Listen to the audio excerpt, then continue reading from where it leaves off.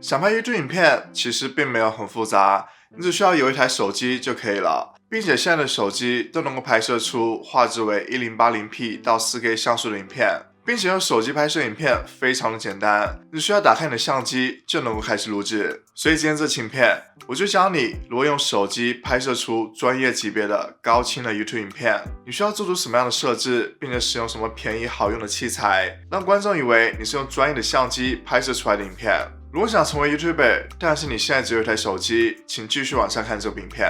Hello， 大家好，欢迎回到我频道，我是 Grayson。如想通过 YouTube 频道在网上打造自己个人品牌，欢迎订阅我频道，是完全免费的。在底下描述栏也有很多经营录片使用工具。如果想使用你的手机去拍出高清的影片，那么第一个重要的步骤就是在手机里面进行一些重要的设置。因为我使用的是 iPhone， 所以今天这期影片我就用 iPhone 来作为展示。如果只使用安卓手机也没有关系，在 YouTube 上面你能够找到很多的教程去告诉你做出一些设置。首先你需要打开设定，而在这里面你可以找到相机。首先我们选择第一个格式，这里面我需要选择最相容。如果你选择是高效率，那么它就会显示为 iPhone 专有的格式。如果选择是最相容，那么你的文件就能够导入到其他系统里面。然后回到相机界面，我们选择录影，这里面就可以让你选择你录制影片的格式，最低为 720p 30fps， 最高为 4K 60fps。这里面有介绍到，如果是1分钟的影片 720p 它就是 60MB， 如果是 4K 就是 400MB， 所以这取决于你的手机里面的容量大小。如果你手机里面容量不够，这里我建议大家选择 1080p。 如果你手机容量很大，这里可以选择 4K。 如果是选择 4K 60fps， 就会有较高的解析度，并且画面也较流畅。这里大家可以根据自己的情况来进行选择，但是一定要保证画质是在 1080p 以上。我们再看底下有个选项是 HDR 影片，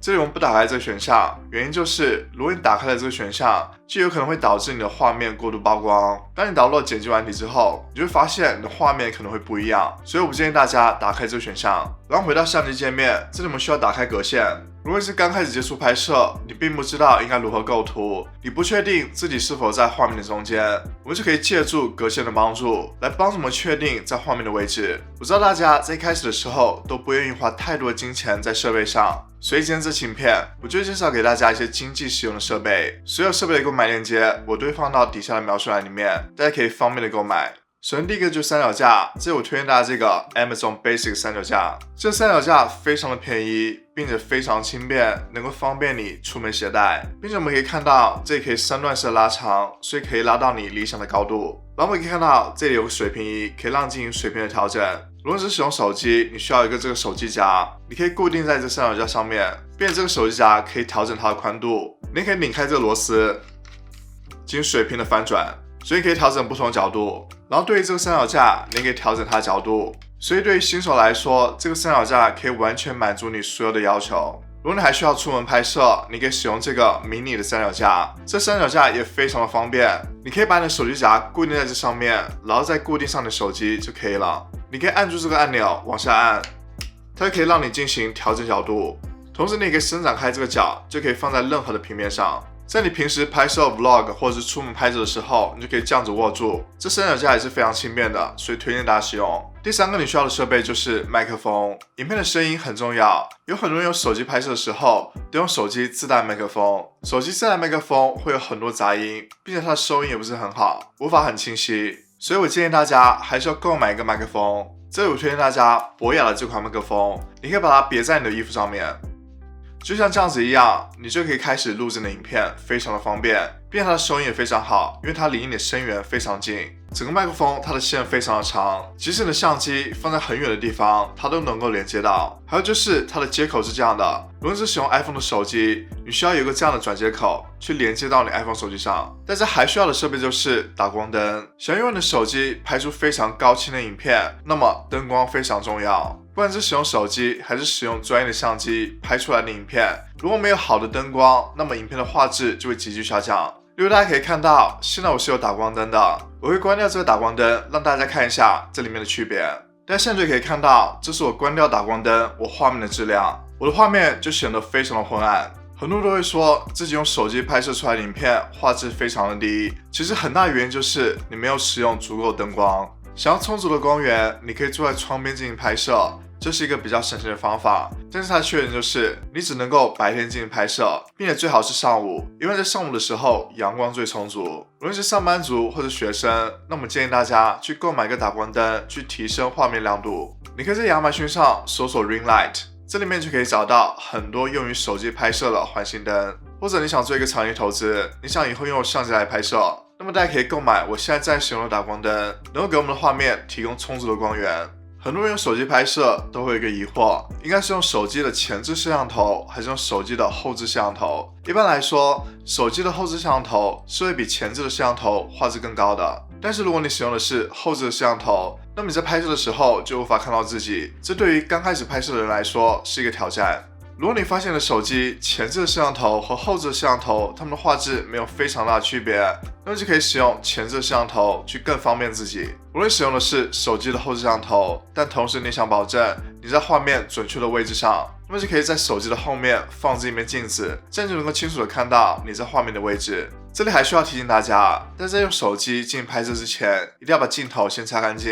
我们在平时使用手机的时候，我们的镜头多少会沾到一些尘灰或者是油渍。我们在拍摄之前没有做出清理，那么就很有可能会你拍出的画面无法做到很清晰。所以你要在拍摄之前把镜头先擦干净。还有一点就是，大家在用手机拍摄的时候，一定要眼睛看着镜头，而不是看着你的画面。无论是用手机的后置摄像头，那么你眼睛应该是注视在这个镜头上面的，而不是注视在其他位置。无论是用手机的前置摄像头，它前置摄像头是在听筒的旁边，非常的小，但在录制的时候一定要看着这里，而不是看着你的屏幕。有很多观众问我，他们用手机拍摄的影片是 4K 的像素，但是当他们用手机上传了这部影片之后，就发现画质下降了很多，他们不知道出现了哪些问题。这里我们还是需要在手机里面做出一些设置。这里我们需要进入到 YouTube App， 然后点击右上角头像，然后我们选择设定，这里我们选择上传的影片，这里我们可以找到上传品质，我们要选择完整的画质。如果你之前的设置是 720p， 那么当你用手机上传影片的时候， YouTube 就会默认为 720p。同时还需要打开另外一个选项，